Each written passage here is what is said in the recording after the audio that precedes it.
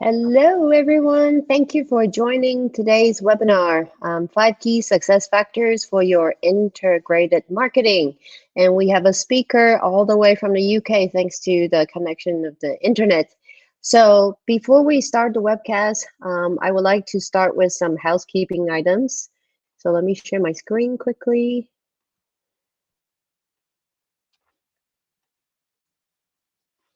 So if you're wondering if you're in the right place, yes, you are. This is today's webinar, 5 Key Success Factors for Your Integrated Marketing. And our speaker, Linda, is the head of marketing, communications, and PR EMEA from Sherwell Software. And I'm sure you're wondering if you can get the slides tomorrow. So let's go to the next slide. Okay, so yes, we will record this event right now, and we are actually recorded right now, and we will send out the recording as well as the slides tomorrow. And if you have any questions during the webcast, please use the widget to ask a question that is below your screen. And don't forget to take the poll to tell us how you found out about this webinar. And you should join the Munich Digital Institute meetup. Yes, we're based in Munich, but we're going global right now. As you can see, we have speakers from the UK, and the next speaker is from the Netherlands, and then we will have a speaker from the US as well. So we are a global community, and we will be hosting a lot of digital events in the future. So without further ado, let's welcome Linda. Linda has many years of experience in communications and PR. And I think the most interesting part is that she has both the agency experience and also she works for companies, large corporations and B2B, new tech and telecommunications. So she will be able to provide a very interesting perspective on how to plan for your integrated marketing campaigns effectively. So let me stop sharing and welcome, Linda. Thank you very much. Hello, everyone, and thanks for joining. I'm just going to share my screen, so bear with me. And I shall do that. And then just, that's fine. Oh, hang on, I'm going to have to cancel that. Sorry, do it the other way around.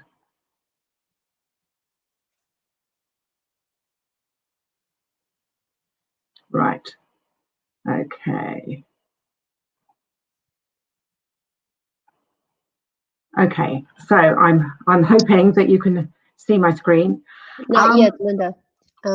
It's dark for me. So are you sharing the entire screen or the application? Okay, let me just come out of there then. And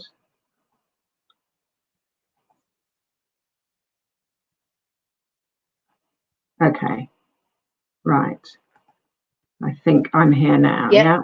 Yeah, got it. Good. Great. Right, apologies, everyone. Okay. So let me just thank you very much for the introduction, Charlotte. That's great. I'm really happy to be here and you know, to be joining the community and talking about integrated marketing. Just a little bit about me. I'm a marketing generalist in the true sense of the word. I've worked across the whole of the marketing mix in my time: demand gen, PR, social, content creation, comms, corporate comms, and influencer marketing. I actually started out my marketing career in the agency world, working for Euro RSCG. They're now Havas, one of the largest marketing agencies in the world. And from there, I then went in-house, where I stayed, gravitating towards the exciting and fast-paced world of telecoms, cloud communications, IT, digital, AI, and that's where I stayed. But with all of that, to keep me grounded, I do some voluntary work, and I work as a listening volunteer with the Samaritans. For those of you in the UK, you'll know the Samaritans, and I've been doing that for at least 6 years now, and I love it. So let's get down to business, and let's start with basics. What is integrated marketing? Now you'll see a fairly long-winded description up there on the screen. Read that at your leisure. But in a nutshell, integrated marketing is it's your marketing strategy working in collaboration rather than isolation. And regardless of whether you're a startup marketeer or working in a large corporate environment in a big marketing team, having an integrated strategy across all these channels that you see up there on your screen is absolutely essential. It's a unified, immersive, cost-effective approach that actually will make the most of your marketing budget. And as we'll see as we carry on, you actually don't need a big budget to be successful. So in this wheel that you see on the screen, you'll see a lot of all the different marketing communications channels, pretty much an exhaustive list. And with integrated marketing, what we're aiming to do is to use at least 2 of these channels at any one time. So let's have a look at some of the important characteristics.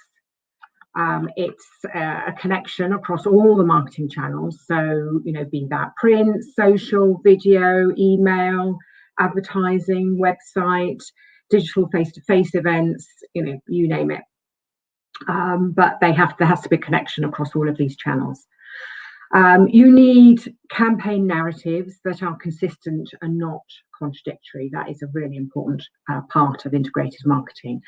So, for example, if you are promoting on social a free report, and then when you get your audience onto your website, you're asking for payment online, that is, a contradictory. Something that happened to me personally not that long ago that was completely contradictory. I booked a holiday with the holiday rental marketplace HomeAway, and we were due to go to this accommodation in March, and then that was cancelled obviously because of COVID-19, so we never went. And the day after, I was due to have come back from that holiday, and having stayed in that apartment, I got an email from HomeAway asking me, did I enjoy my holiday and would I rate the apartment? Not great. I wasn't impressed. You have to have a constant and continuous stream of marketing output over the course of the campaign. Now, that might just be a day or a week or a month, even a year.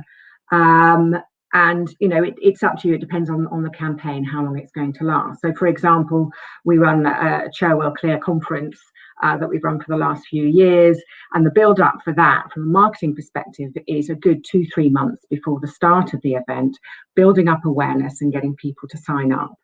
And it might be just one individual piece of content, a report or an ROI calculator that you've decided you're going to promote, and that might be over a 4 or 6 week period. Maybe you're sending out an email once or twice a week or every other week, and posting some comments on social media. And for those of you in the UK, think about the John Lewis ads that go out every year, pre-Christmas ads. They start all early November, and then the build-up starts end of October. It goes right through November and December across all the channels that they use to promote and actually make the most of the campaign that they run. It's a harmonious relationship between all the parts of your marketing strategy. So really important. Did the email you sent out asking customers to call, was it the correct number? Is the image you used in the email or on the Twitter post visually connected to the one in the report, and does it convey the same message? Is the title in the webinar you're promoting exactly the same in the email, in the posts and on your website? Have you given yourself enough time to promote the webinar before it goes live? Now, all of this may seem obvious, but mistakes do happen. Test your emails and your links and your telephone number.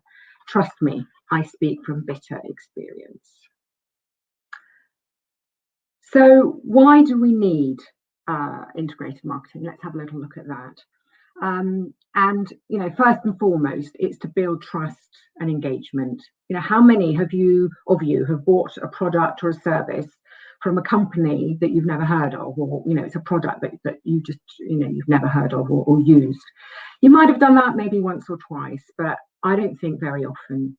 We buy from companies and people that we know and we trust. And there's an accepted marketing principle that actually it takes at least seven touches before a prospective buyer will even think about buying. And it takes time to build that trust and to engage. And if you do this and try and build this engagement across a number of channels where you know your buyer might be, and that can be really powerful. Integrated marketing will boost your ROI. So you've spent money, you've spent time building a report or a series of thought leader articles to put up on your website. So if you take an integrated marketing approach, it means that you can use that content beyond your website. You can extend the reach, extend the engagement, and therefore the leads, and thereby you increase the return on your budget. It will accelerate sales. You might even just get some sales depending on what it is you're trying to achieve. It will also build your brand, particularly if you're starting from scratch. This marketing is it's not just about sales, attendees or leads. You're also building awareness of your company, your service and your product. Remember what we were saying before, you've got to build trust. It'll help you establish collaboration across all your departments. And this is particularly important, if you're part of a wider team in a larger organisation, having an integrated strategy will really encourage and force the marketing team to all work together. And it will also ensure your campaign is timely and relevant. So for example, if you're selling an app that will help with tax returns, particularly if you're in the UK, make sure that you promote well ahead of the 31st of January tax deadline. I'd say, right at the beginning of January, if not before. Also, is that, the health check app maybe that you're launching, is it pitched at the right age group? So let's have a look at these 5 key success factors for your integrated marketing. Right, so first up, know your audience. This is really the number 1 success factor, and that really is, if you weren't going to be relevant and know who you're talking to, you've got to know your audience. So first of all, build your persona, and this will help you better understand your customer motivations, their pain points, to help you communicate better with the right information at the right time. If you don't, they're not going to listen. So how are you going to build your persona? Well, look at a myriad of things, really, from age, sex, job title, skills, interests, seniority, career growth, company size. All of these things will really help you build a persona and really know who it is that you're talking to. Think about what are the motivations and the pain points of the people that you want to target. What keeps them awake at night, and why do you think they need your product, your service, and how is it going to make their life easier? That's really important. Also think about where they are on their buyer journey. Where are they in terms of how close are they to buying what it is that you're selling? So for example, and when we'll look at this in a little bit more detail later on, awareness. Are they really not that aware of having a particular need and they're just doing a little bit of exploring?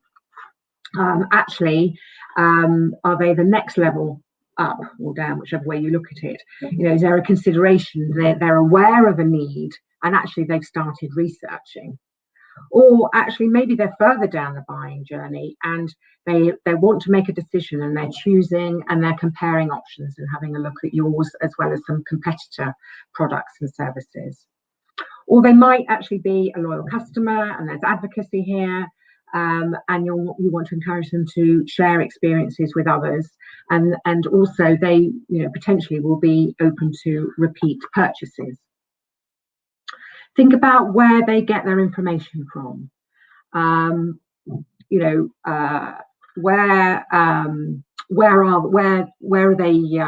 are they going to get their information? Are they social, online publications, third party? For example, an agency or consultant. Do they get their information from the trade, press, media, events? The best way to find all this out is to listen to them on social and the comments on social media. Maybe think about building up a customer forum, organise a round table if you can. If you've got time, maybe poll them. CrowdSignal and SurveyMonkey, for example, their basic package actually is free. Analyze the traffic on your website. Use Google Analytics to look at your website to understand what content is driving the most traffic, the downloads, which pages are the most popular. That will really tell you what is of interest to your audience. And look at the long-term trends as well as the immediate, particularly with so much, the world changing so fast at the moment. So, for example, at Cherwell, we'll look at some of the downloads and some of the reports we've got on our website. And we found that anything with a number in it, is particularly popular. We've got a report that talks about the 7 deadly sins that has a huge number of downloads. We also found that maybe a blog or a report that references and focuses on our audience. So, for example, for us, it's CIOs. So, a report that talks about CIO trends and advice for CIOs is also very, very popular. But above all, be adaptable so that you can take action as necessary and be nimble of foot. And then once you've done all of this, develop your channel strategy. So start to make a list of all the appropriate channels where you think your audience is listening and where they may want to hear from you. So, for example, email, social, that could be organic or paid, depending on your budget, website, digital advertising, mobile, PR, maybe in-store. So, for example, the Cherwell conference that I mentioned just before, we know that email, LinkedIn, and our website and partners are very good channels with which to communicate to our audience. Next, equally important is that you should set your goals and your budgets. So set your KPIs, and the examples that I've got up there on the screen are very broad and certainly not exhaustive.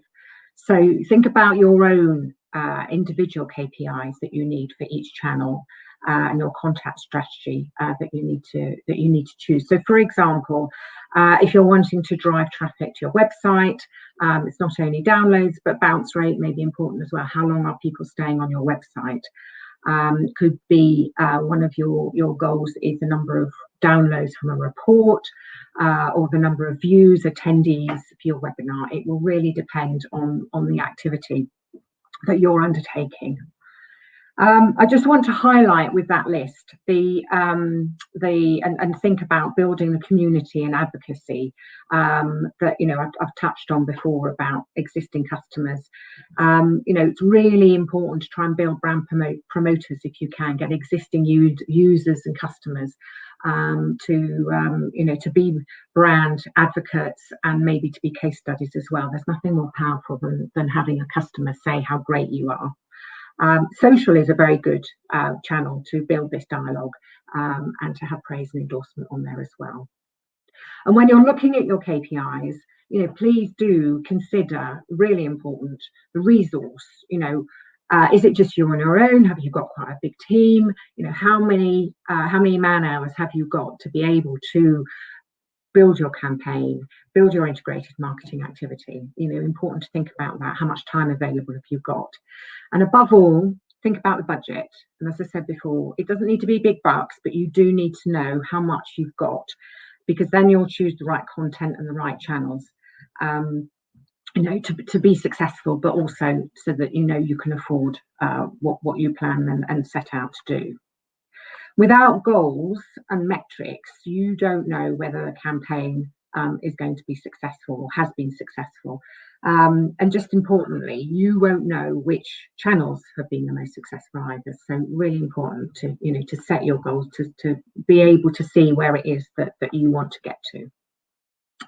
So, for example, you've put some posts on social media and you're promoting a thought leader article. You find that you've got lots of views, but not that many downloads of the article. Now, if your goal is awareness, then great, tick, you've achieved what you set out to do. But actually, if your goal was to get X number of downloads, then that's not so good. Then you need to have a look at, why was it that actually you didn't achieve your goal and what you need to do, to change for next time. So next up, you need to look at your developing your content strategy.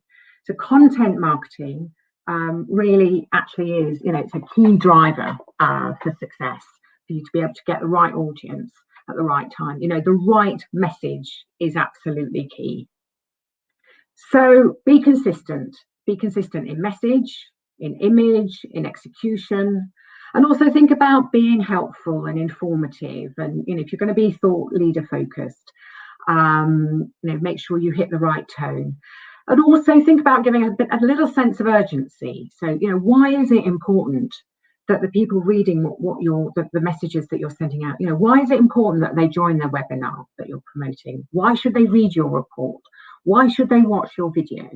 And then that also begs the question, ultimately, further along down the line, why would they buy your product? To choose the right content for the right channel. So, for example, social media, the content there will be bite-sized, quick, visual, and a lot shorter than, say, in an email where you've got a little bit more space to add maybe 2-3 messages and have a little bit more of a dialogue. When I was working at 8x8, for example, we launched a digital adoption report, which was quite data heavy, and we hosted it on our website. But we wanted to extend the reach, extend it out, and try and attract as many people to get interested in the report and therefore download it. So we created an infographic that we made some Twitter cards from, and we got lots of interest, lots of engagement on social media as well as a result. So it's also important to remember, that with content, if you're not getting the attention, the engagement that actually you're hoping for, do check that you've positioned it on the right channel and to the right audience before you then start thinking, oh, actually that asset, that piece of content, isn't right. So worth bearing that in mind. Think about the buyer's intent. We were talking about it just before about where they are on their journey, and encourage them if you can to move on to the next stage.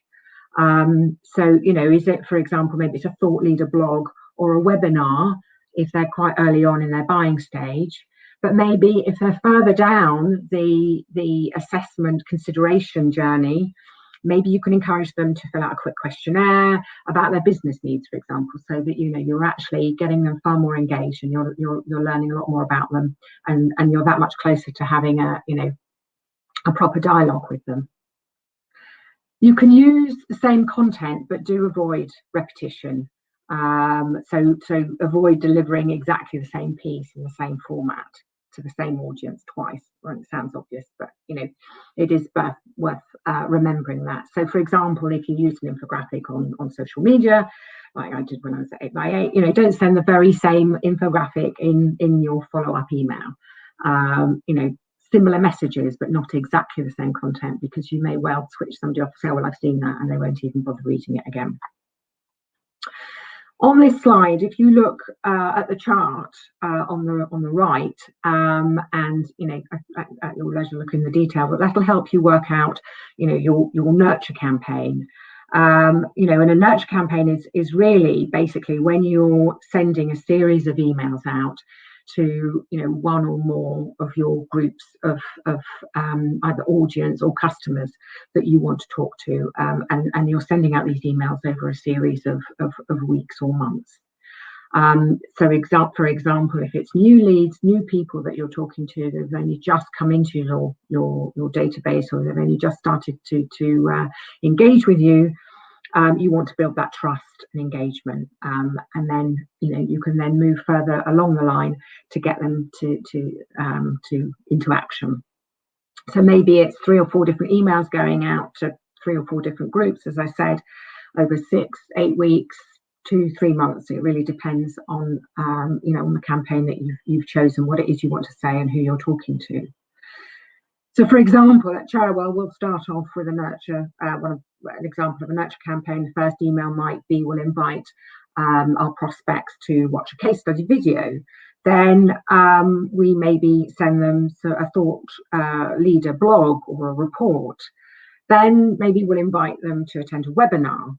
And then as we move further down the line, and we know that actually they're getting more and more engaged, they've read that blog, they've watched the webinar, then if we think that they're more at the decision and buyer stage, we will ask them, we'll send them a demo, ask them for a demo or a free trial, and that's really when we can start, as I was saying before, that serious sort of dialogue and action.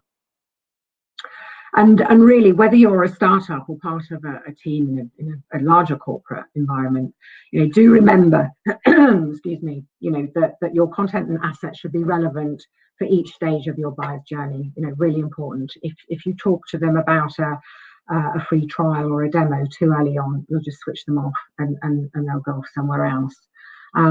Think about that, the age-old marketing sales funnel, where you've got those who are at the inquiry stage, barely aware of who you are. They're right at the top of the funnel, and then slowly but surely, some of them, hopefully as many of them as you can, will then filter down the funnel and ultimately, to be making a purchase.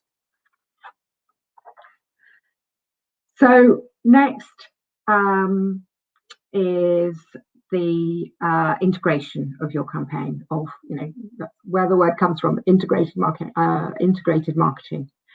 So we've looked at, yes, all the channels should work together. Absolutely, you should have your strategy there, but also it's as important to have an individual strategy for each of the channels that you choose.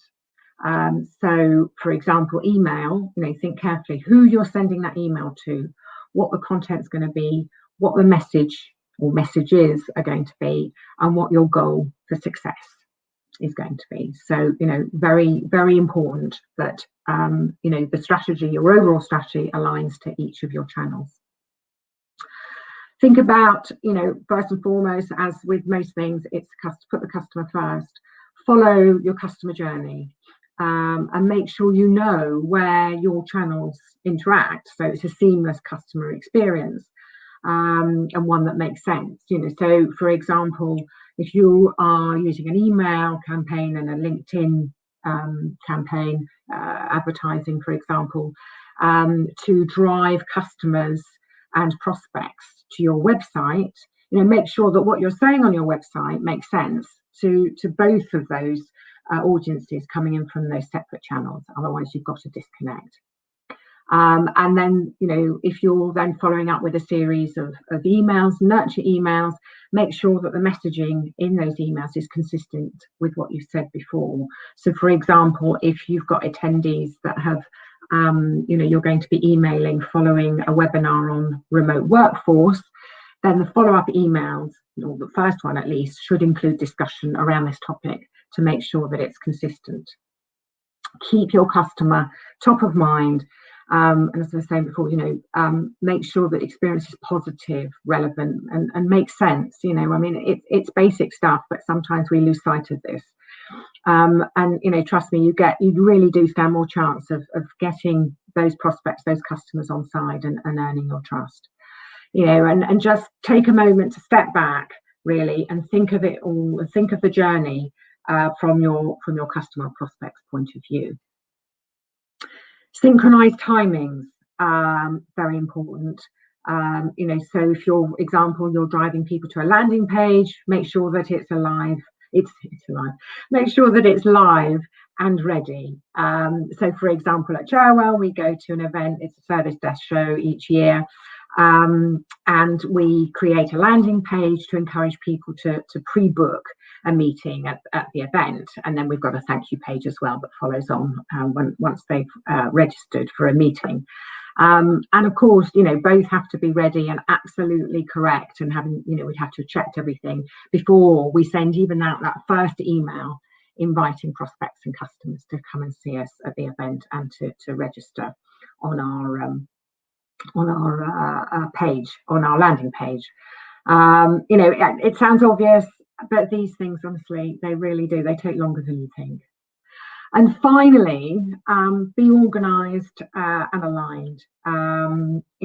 If you think you need to, and if you're in a large enough team, think, or the campaign itself is large, think about appointing a project manager or a coordinator, if you think you need somebody to be, pretty much dedicated to building that integrated campaign and launching it and making sure that it runs successfully.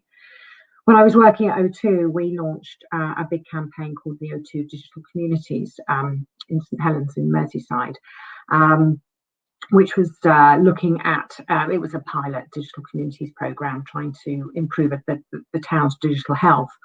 And I would say without fail, all marketing teams were involved, as well as other departments within O2, within the business side of O2 as well. So, we absolutely needed a project manager to make sure that we were all aligned, we were all synchronized. So, that's very important. Our fifth final success factor, but last but not least, but I would say just as important, if not more important than the other four, is make it measurable. Make sure you can measure it.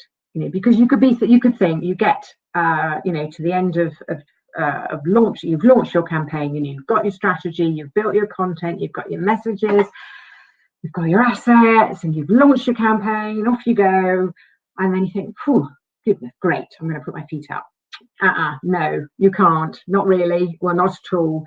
And the hard work continues even once the campaign's launched. Just as important, you've got to keep going. You've got to keep measuring and keep looking at what's happening. Because if you can't measure it, well, how do you know why you're doing it? What's the point?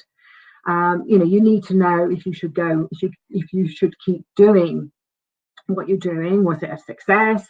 Which parts of it were better than others? What tactics should you look to change?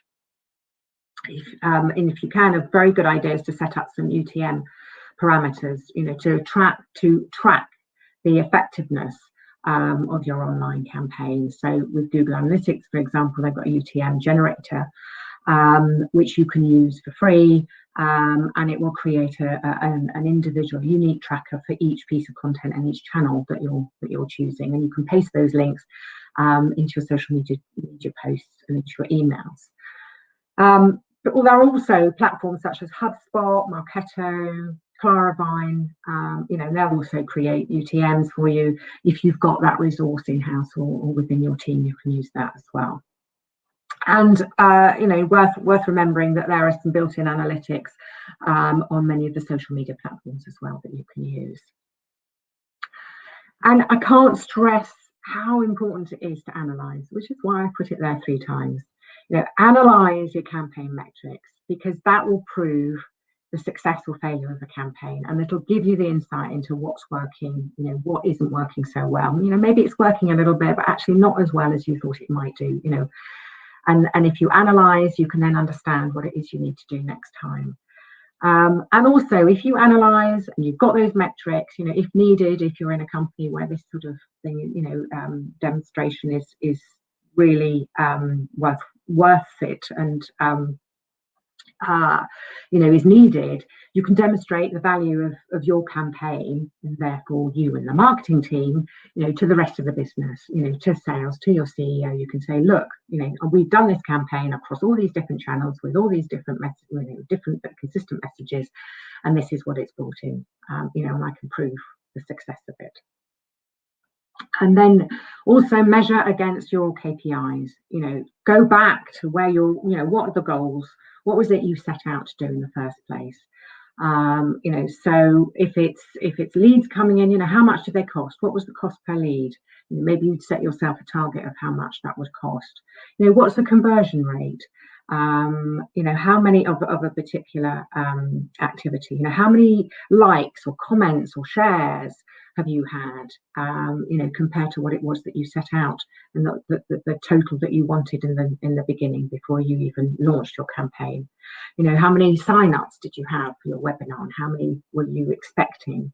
How long did a lot of people spend on your website? What was the bounce rate? The list goes on, and it will. The most important thing, I'd say, it's we can go on and on, but actually it will just be defined. Your measurement, your KPIs, of course, will just be defined by the original KPIs that you set out in the beginning, and that's what you need to measure against. So with all of that, you can then optimize your strategy, you can optimize your campaign, and the way you've done your integrated marketing. You can make the changes if you need, and if your results are looking good, great, keep going. If they need some excuse me, if they need some changing, then you can do that as well.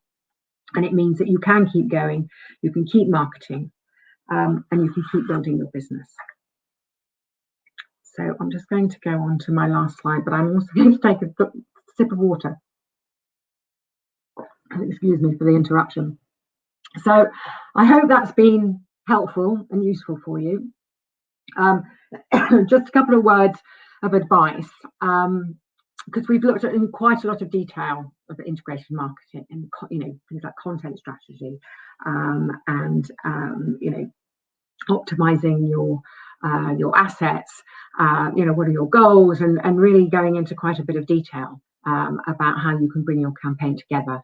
But just as important, don't lose sight of the bigger picture. What is your overall business strategy? What is it you're wanting to achieve with your service, with your product, but also with your business? And make sure that everything you're doing within your marketing activity supports this. And my other piece of advice is, don't walk before you can run. Take small steps, particularly if it's if you are a startup and you're doing this for the first time. Just take steps gently.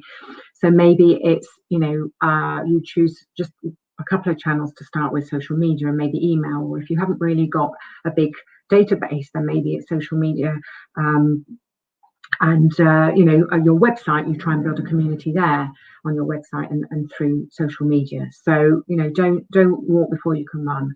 I think that's important to remember. So in summary, the our top 5 success factors are: know your audience, know who you're talking to, set your goals, have that in your mind, know where you're going to, what it is you're trying to achieve, what are your KPIs, and definitely know how much money you've got, set your budget, develop content strategy. How are you going to be talking to your audience? What is it you're going to say? Then build an integrated campaign. So stay customer focused, be aligned with all your different channels. Check on the timings, make sure they all work all together, and be organized. And then finally, it's making it measurable. Go back to the beginning, look at what's working, what isn't, and then you can act upon it and make it even more successful next time.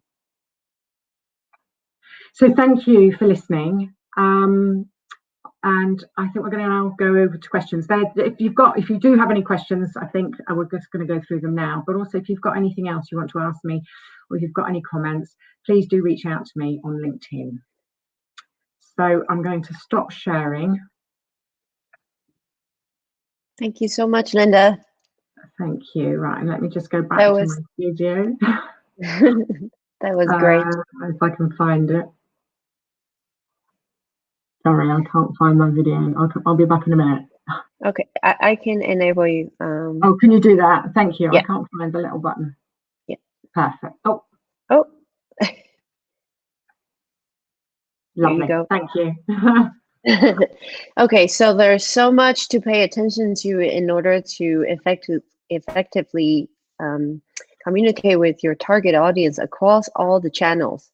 So would you say that there would be a best channel for each stage in the customer journey? For example, in your experience, what would be the best way to communicate with customers when they're at the consideration stage or awareness stage? Oh gosh, awareness. Well, it does go back to where you think they hang out, for want of a better word. Where are they getting their information from? Mm-hmm. So I think that probably will decide where you go, for your initial communication. I would say that actually, for example, so social media, we would say, a lot of people hang out on social media. That's a really good way of starting to communicate with your audience. However, when I was working at O2, when I was working on the trade side with resellers and partners, not many of them actually, I mean, it was, a few years ago, but not many of them were social media savvy. So, there really wasn't much point talking to them through social media. It was going to fall on deaf ears. And for them, it was very much, the trade press, the trade online and print media was where they got their information. So I think, and it depends if you've got a database, then of course emails is a very good way of talking regularly and keeping top of mind with your audience. So I'm not sure that's answered your question really. Yeah, but, definitely. And you definitely hit home. You definitely hit home the point that you should always start with answering and addressing the customer pain points. That's much appreciated. Yeah, that's a really good point. So I see two other questions. The first one is, if you use an asset, for example, a piece of content that is not delivering as you expected, do you just discard it, or would you give it another try and repurpose the content? I would look at what sort of success we've had with that piece of content. If it hasn't had any engagement whatsoever, then clearly it's not resonating. If it's had a bit, but not enough, or not as much as we were expecting, then have a look at why. I would say I wouldn't discard the asset straight away. I would look at how you've packaged it, the medium that you're using. Maybe it's not right on social media. Maybe you need a bit more time. So maybe in an email or in a report to be able to communicate it out. And maybe it's not the right time. Maybe your webinar that you're doing is at the wrong time of day or on the wrong day. So I'd look at the broader picture before you decide that piece of content's not good. Yeah, content production is very expensive as well. Yes. So second question is, this person said, I would be happy to get more details about how to develop a content strategy. What are the ways of encouraging to move to the new stage using emails?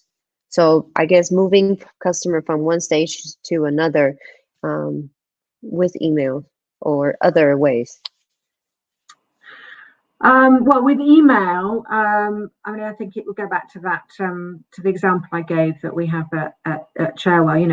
You're sending them out a regular communication over X number of weeks, and each of those communications it's consistent, but it's got different content to it. So you're trying to move them along that journey by drawing them in, getting their engagement and their trust with some thought, a broader thought leadership approach. You're not talking straight off about your product, about yourself, or about your company. And then gradually, you're drawing them in. So maybe it's then inviting them to a webinar, as I said, and then maybe another report. And then ultimately what you're trying to do is get them to actually hit that button to, take a free trial, request the demo, and then, bingo, you can get on the phone to them and start talking to them and really start that dialogue. Yeah, so it's very important to segment the database and really try to understand where they are in a purchase state. Yeah. It is, because if you send a request to a demo or a free trial to somebody who really is just at that top of the funnel awareness stage, they're going, well, what do I want that for? That's not for me, and then you've lost them. So yes, tread very carefully. Great. That's the questions I have in the widget. Let me see if anyone posted anything in the chat. Nope. So I think this is it, Linda. Thank you so much for the great content. Yeah. Thank you very much, Charlotte. Really very much enjoyed talking about that. And goodbye, everyone. Thanks very much for listening, and stay safe and well. Thank you. And we will send out the recording and the slides tomorrow. Thank you. Have a good night, good evening, good afternoon, wherever you are. Bye. Bye-bye.